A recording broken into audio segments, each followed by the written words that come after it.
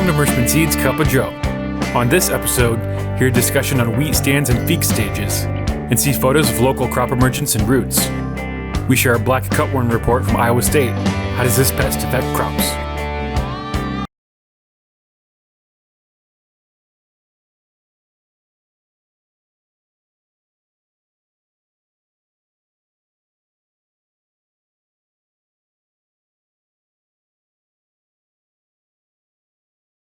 Hi, this is Joe Mershman. Welcome to Mershman Seeds Cup of Joe. Today we have our regulars. We have Lynn, Dylan, and Ben. And Ben, you're going to start. Yeah, we've had a couple phone calls this week about whether we're going to keep wheat stands, how wheat stands look. I think this is probably the driest fall when it comes to getting winter wheat stands established that I can remember, because I can't remember having this many different phone calls about guys having super uneven wheat. So I wanted to spend just a minute talking about wheat and the different stages that things are in. So when you have a dry fall, what can happen is lower lying areas in the field have more moisture. They're going to get established and take off and run. So that can happen when you're planting on like October 10th, and that October 10th time frame, you're going to get that wheat flying out of the ground where you have moisture, maybe on top of the knobs and hills and stuff like that. It's going to take a rain to get that wheat established, and that'll happen in November. So you have some of your wheat fields that are certain spots in your wheat fields look super good. They're probably 4, 5, 6, 8 inches tall by now, and then you got stuff that's it's got every wheat out there has every seed out there has a leaf on it, but not every it's really uneven looking, I guess is what I'm getting at. So kind of wanted to talk about the different feekes stages that we're in right now. The guys in the north are probably in feekes stage 4. That's where the leaf sheaths lengthen and your pseudostem erection is beginning to happen. The stuff that Dylan was sending us pictures of last night is probably in feekes stage 5. This is where the leaf sheath is fully elongated and the pseudostem is strongly erect. And Dylan, why don't you just talk to us a little bit about what is sitting in front of you right there? Yeah, got pictures from our own farm. This was planted probably the third week of October after we got the beans off, so it was nothing like extremely early, but it was going right into bean stubble, so it worked out really nice. But then as we go, we wanted to do a kind of a high management situations, so we put a first shot of 60 pounds and then came back with another 40 at your second pass. And we ended up being over 30 pounds of sulfur total. We really wanted to push it, and so far, everything looks really nice. The whole field is really starting to kind of tabletop flat right now. It's really starting to even up throughout the field, and it's really starting to take off. In this particular, I went to one spot and we had anywhere between 5 to 6 tillers coming off each plant. So and it was up to my elbow when I put my fingertips to the ground. So it's really starting to take off and grow with this warm weather too is helping a ton. So cool weather too. Yep. What variety is that? No, that would be Millie 8. So it's a hyper early that we're really excited about. So.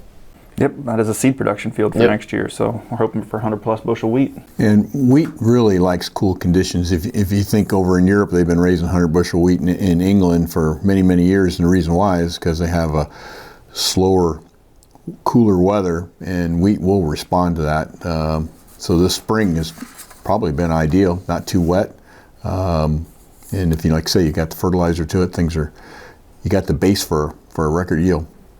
Yeah, at this feekes 5 stage where this wheat is currently at, basically you did everything right on your timing by getting that second shot of nitrogen in, because all of the terminal spikelets have been set, so your yield potential is there. Now all that you got to do is focus on packing as much weight into those kernels as possible. So your seed production, we don't need too much weight. Well, we need all the wheat we can get. So that head is actually, at this point, we really don't want frost from this point on, because that head is actually a 1/4 inch above the soil surface at this point. So yeah. What Lynn was referring to is seed size, because we want smaller seed size because that makes our customers happier than big seed. Doesn't take as much seed to plant per acre. So, Lynn, you're always looking out for the farmer, aren't you? Exactly. I think just to point out that picture, I think that is one of the best pictures that I've seen ever of tillering in wheat. It's just we get asked that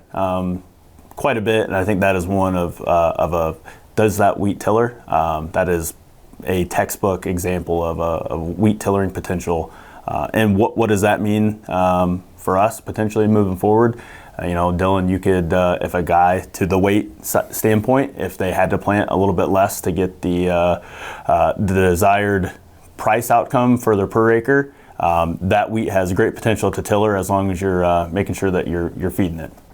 Yeah, 1 head per square foot is 1 bushel. So if you're going for 100 bushel wheat, you need 100 heads per square foot. So that's where the tillering comes into play. And judging by your population there on that picture, I think you're going to probably be disappointed if you're under 100. We still have a long ways to go. We do. We have to get through pretty crucial times too. So we'll keep chugging along.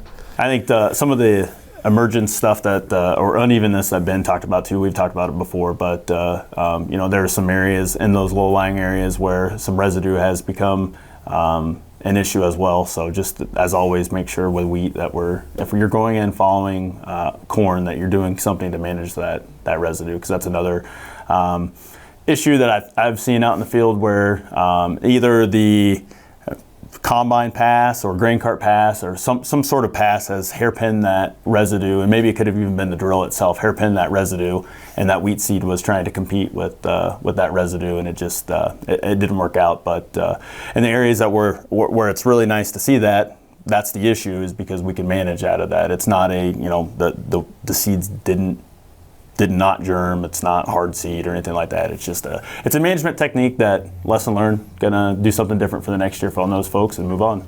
Yeah, try to get that wheat 1.5 inches deep, because it produces that crown lower in the soil, protects it from cold weather too.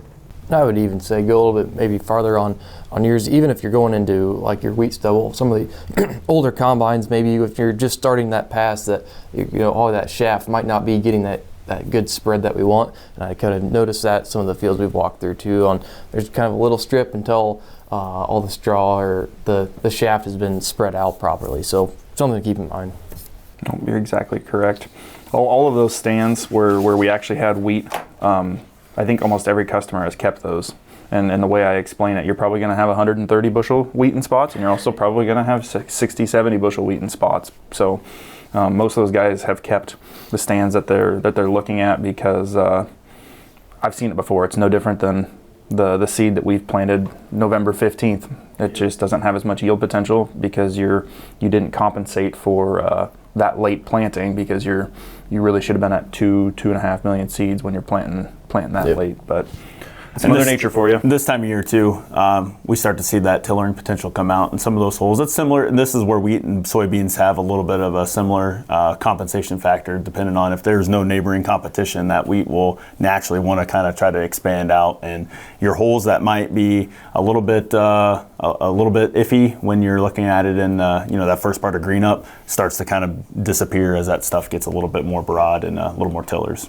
And that's why a lot of farmers are using their 15-inch row planters, because they have a little better control of depth and also moving the residue off the row, so to get the wheat to get good seed to soil contact. So this drills in many cases are not quite as good as what the planter is. Couldn't agree more. Second thing that I had is we have our first black cutworm report from Iowa State. Alex can put the map up there. So we have had a significant flight in central Iowa.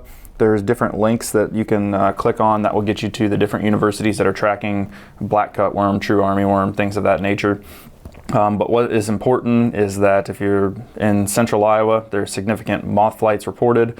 And what we have to do now is mark this date on the calendar, because in approximately 300 growing degree units, that is when the leaf feeding is going to start. And there's quite a bit of crop that got put in the ground in that central Iowa area there. So 300 growing degree units from where we currently are sitting right now. If you wanted to look at what your average growing degree unit accumulation is, I go to Snodgrass's website, and you would look at, that would be the week of April 19th. You look from April 19th, we're looking at approximately 350 growing degree units. What it's going to take to get to 800 growing degree units, you're looking at May 25th, May 22nd, somewhere along in those lines. And what I imagine is that corn's going to be primed for the cutting. So definitely be taking a look at that and be monitoring your individual states' flight plans, and if insecticide is going to be needed to be thrown in on your first post pass. But Ben, if you plant Mershman Power Core corn, you have some tolerance to black cutworm. It's not perfect. There's one protein out there that's better than the protein that we are using, but most of the time it doesn't come with products that are extremely high yielding like our Power Core ones are. So there is a VIP protein that works really, really well against cutworm, but we do have tolerance. There has been some resistance noted with the cry protein that we are using, but you're not left out there naked like you'd be if you're in a non-GMO situation or a straight glyphosate situation. So we do have some tolerance, that is correct. Yeah, you still got to scout, still got to watch, may have to spray, but if the infestations are low, possibly get by. So. Yep, you're absolutely correct. I had a couple other show and tells. Dylan went out and took pictures, so I figured I needed to go out and take pictures. We have some soybeans that are emerged. We have a couple customers that have been sending me pictures of soybeans that have emerged, planted April 10th through the 13th time frame. So when guys got started rock and rolling right on their insurance dates, we have beans that are up out of the ground. Looking at the long-term forecast, I don't think we have a frost risk, so things look pretty solid that direction, so Alex can throw a couple of those pictures up. Dylan and I were exchanging pictures of corn. We do have a few of the first corn fields that are planted that are just starting to spike through. I think by the beginning of the week, middle of the week, next week, you're really going to be able to start rowing this. I did see a field when I was taking these pictures this morning of corn that I could row. I'm assuming that was probably planted on the 10th in that Thursday, Friday time period of the first week that we were allowed to go. One of the things I did want to note is it's kind of funny. We have corn. It's really, really consistent where that corn is 2.25 inches deep. That stuff is all right at the soil surface. And then I have corn plants that are actually 1.5 inches deep or 1 inch deep that may have bounced, may have got set wrong, whatever happened. Those are much further behind. They're much more subject to the temperature swings that occurred, or whether that be an air pocket, didn't get put all the way down in the bottom of the trench. So that's why things like down pressure and getting out and making sure that you are doing everything possible to make sure you're getting a consistent seed depth is going to help get your planter in shape. So thought those two pictures side by side, pictures speak 1,000 words. So yeah, so crops are up, things are rolling. 2,4-D's working on some of these burn downs. You can see the weeds that are starting to curl up and get knocked in the head. So it's an exciting time. I think we're going to have a lot to talk about in the next couple of weeks here. Yeah, and there's still more to go. There's a lot of farmers still planting and still have to plant. So, with the extra heat units that we're getting right now, they're probably, that later planted stuff will probably catch the early planted stuff. It should blow right out of the ground. Yep, should come up even really fast. I know Chris Ehler from Ehler Brothers over at Thomasboro, his March planted soybeans after 5 weeks came up on Good Friday, so he was celebrating Good Friday by finally seeing his beans come up. So it's just amazing what these soybeans can do. That's absolutely right. It's amazing what these seed treatments can do too, keeping things protected. So anything else? Well, I don't know if I have a joke today, but I was doing a little reflecting, so I thought maybe I'd just, talk about life a little bit, what's important, So here we go. Okay. Good. There's only two things you really have to worry about. Okay. Whether you're healthy or you're sick. If you're healthy, you got nothing to worry about. If you're sick, you got two things to worry about: whether you're going to get better or whether you're going to get worse. If you get better, you got nothing to worry about. But if you get worse, you got two things to worry about: whether you're going to live or whether you're going to die. If you're going to live, you got nothing to worry about. But if you're going to die, you got two things to worry about. Whether you're going to heaven or whether you're going to hell.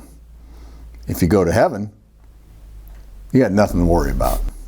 But if you go to hell, you got two things to worry about. Original or extra crispy. So anyhow, you only got two things to worry about in life, so there you go. Anyhow, thank you for your seed business this past spring. We sincerely appreciate it. We hope that your planning is going well, and we hope your family is healthy and safe. We'll see you next week.